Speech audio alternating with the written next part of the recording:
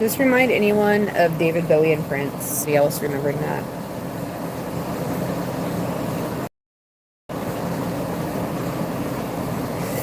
I'm here to tell you guys something.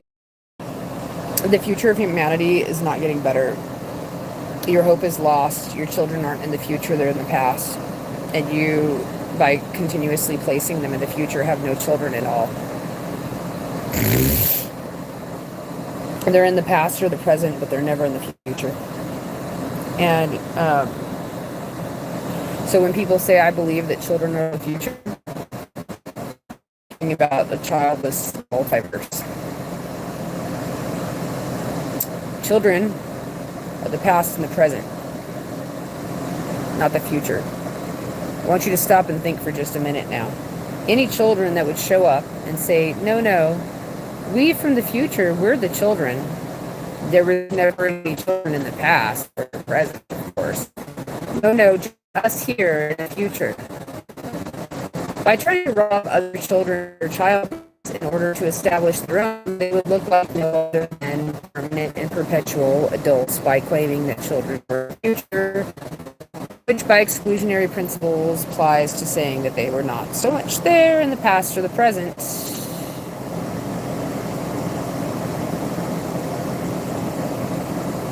Let's change the song. I believe that children are the past.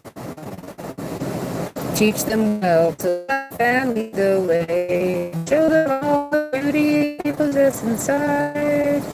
Give them a sense of dignity. Oh, I guess there wouldn't be.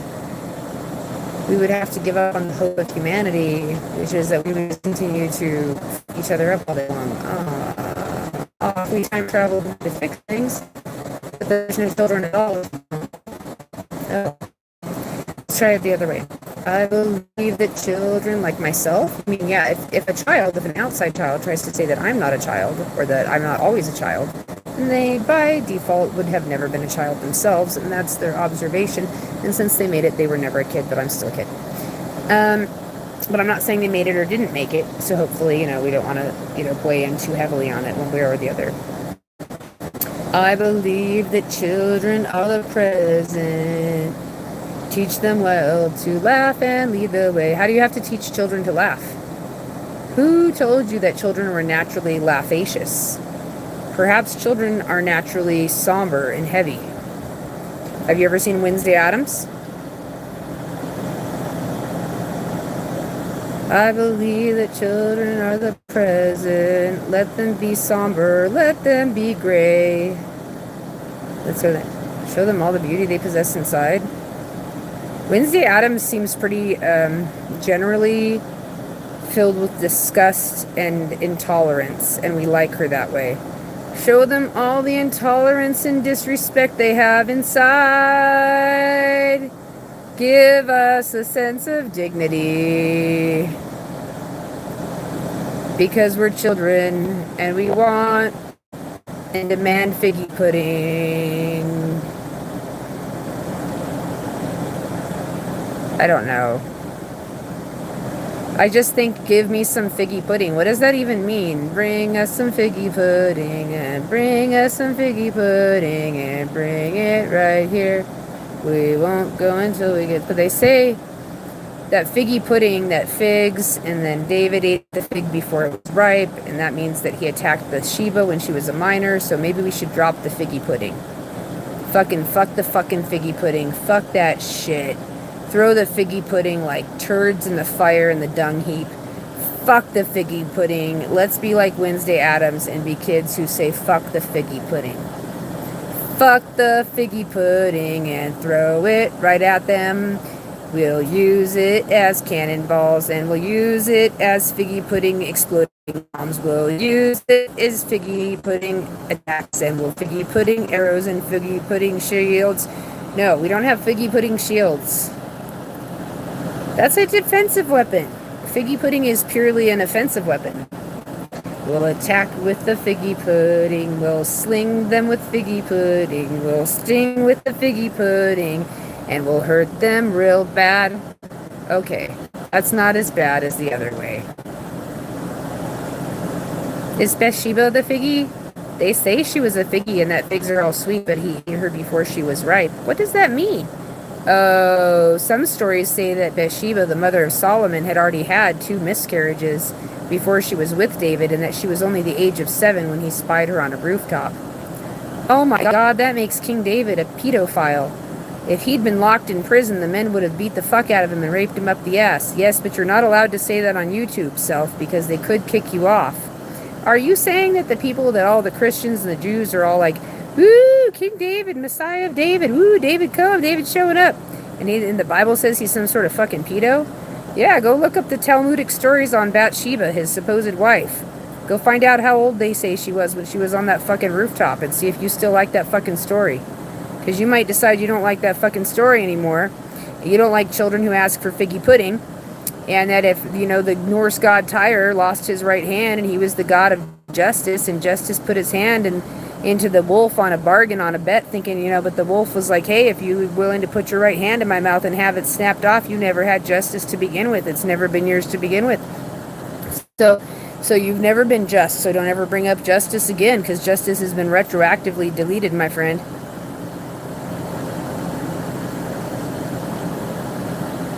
Who's Fenrir? He's this wolf. Look in the Norse mythology. Who's Tyr? Well, no experts. I'm really sure. But supposedly, he's this Norse god. Hold on. I'm a kid.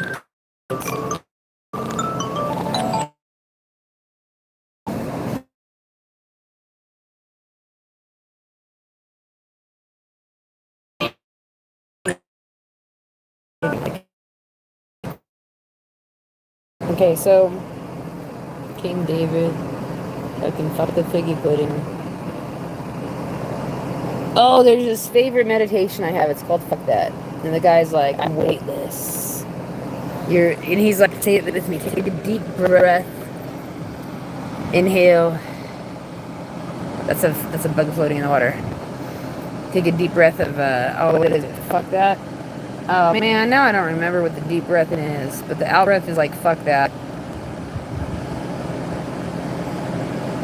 Anyways, he's like, I'm weightless, timeless. You can't piss all over a purity like this. And I was like, dude, who would want weightless? It's hard to take you seriously that way. I'm down with a lot of that meditation, but I don't know about your weightless shit. Does that really sound like fun to you? You just, weightless. You're going to go what? All in your body are weightless? You're going to go float off in outer space and disperse in every direction? That sounds like a nightmare, bro. Weightless? Timeless? What, are you going back to the singularity? Fuck that shit. Fuck the weightless, timeless shit. Weighted, fucking fuck that shit. At any rate, so Prince, before he died, was like, had this song called Cream, right? And Cream is like weightless, it's all floaty and shit. And then David Bowie, before he died, he was like, hey, Black Star, what does it mean? And he was like putting out this huge riddle, and everybody was supposed to figure it out, and the public never became obsessed with it and never cared and never tried to figure it out. It was never going to happen, David. I should have told you that, because of the deleterious mutations. I read a whole Reddit article on it and was quite schooled myself. It turns out that we are turning into idiocracy, and every day that goes forward, the people emotionally are turning into the people of idiocracy because of deleterious mutations, because we haven't had a big war. And then bands like Crass and the Dead Kennedys come along, and they're like, oh, Jesus, you suck so bad. And I'm not even Jesus, man, but they're like, Jesus, you suck so bad because you love war. And it's like, no, dude. On this planet, the coyotes have a 50% survival rate for their young to procreate again, right? Like, they have to live to adulthood and get to that age. Even then, only one couple of year breeds, but this is a whole other story. Most in humans who live in the center of a continental ridge plate, I think it's 50%. And humans 200 years ago, I think only 1/3 made it, right? So where did the doctrine of happiness come from? Where did we come up with this idea? Let's make a marketing campaign out of happiness. Let's start to make a marketing campaign out of happiness, because there was no happiness marketing campaign until the late 1800s. Oh wait, modern medicine showed up. And the 50% of people that naturally would have died because of survival of the fittest, that naturally would have died because the highest value on this planet is not survival, Those people just were kept alive artificially by medicine, and the deleterious mutations continue to stack. And so now we have to make a marketing campaign out of happiness, because y'all know the Machiavelli and the sociology class down the street at your local community college tell you that the ministers of the religion have to preach whatever upholds the current kingpin of the economy of the region, and that all religious doctrine is simply a byproduct of whatever upholds the monetary kingpin of the region, so people can feel good about where they got their money. And so if it wasn't this way, Machiavelli says it this way. He says the prince has a minister, and the minister supports the financial interests of the prince. And if he doesn't, he won't be a minister in for long. Just call that a gisty kind of statement. And so what that means is that your local church operating in the city, you'll know them by their fruits.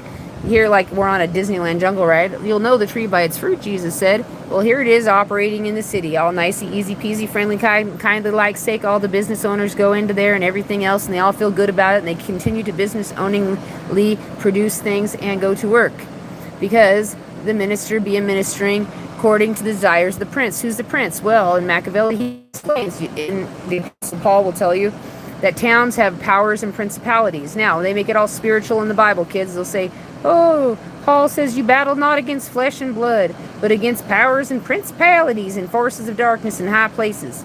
Except for in Machiavelli, he just tells you the principality is the local government that works via kinship inheritance. It means you became king because your dad was a king. All right, now, what Machiavelli also, so every principality, Machiavelli says, is a kingship. It means that people get their authority and their power by being born into a certain clan to a certain person. That's all it means. A principality means you were born into a certain clan by a certain person, and you got your rights by inheritance. When a principality is in effect, the rivalry and the competition is kept down by force in order to keep the prince at top. Machiavelli also draws a stark contrast with the republic. A republic, my friends, is nothing other than what the Apostle Paul refers to as a power. Machiavelli lays it out. He says your powers are actually your republics. A republic is a place where rivalry rewards. And by being rivals with the guy at the top, being rivals with the top gun, you're chronically bringing fresh blood to the top. That's why a lot of American citizens like to point out that they're a democratic republic and not simply a democracy, my friends. So, when we say powers and principalities in the Bible, think of it politically and scientifically instead of spiritually for just a minute. A principality is therefore a kingship by earthly inheritance that maintains its power by keeping other people and rivalries down. A republic is one which gains its power by encouraging rivalry and competition amongst each other in order to bring fresh blood to the top. So, when the Apostle Paul says you battle not against flesh and blood, but against powers and principalities, he's saying you're battling against republics and kingships, my friend, and no other than the local politician assembly. In this particular politicking assembly, if they be a principality, relies on a minister, and they rely on that minister, and he's your local Calvary Chapel pastor, whoever else you go to, a Pentecostal, to uphold his financial interests in a very covert manner. And this, my friends, is how the entire institution, supposedly, according to some, is kept afloat. Now, who believes in those stories, though? What else? Don't be calling me no sensei, no master, because I hate them words. Okay. At this point of story, we forgot. Oh, I don't know. It doesn't really matter, does it?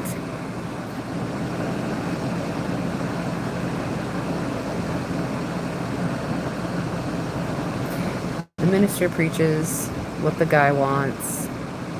So religious doctrines are always adapting to fit however people make money, so that people feel good about it, so that they justify how they get their money, so that if they're exploiting people who are vulnerable and using crabology to stand on other people's backs, they can pat each other on the shoulder and at least say they're all going to hell together, and they'll watch Jesus burn first. I don't know, Self, if that was point, but some people might see it that way. I know there's more to this. Alright. Oh, I know what I was going to say. This brings me back to another point. My father had an idea. You want to know what it was? He said, what if life on Earth is for no other reason than shit. God wants to create a new kind of creation, and it's not us, okay? It's not us at all. It's something else, but he needs fertilizer for that creation.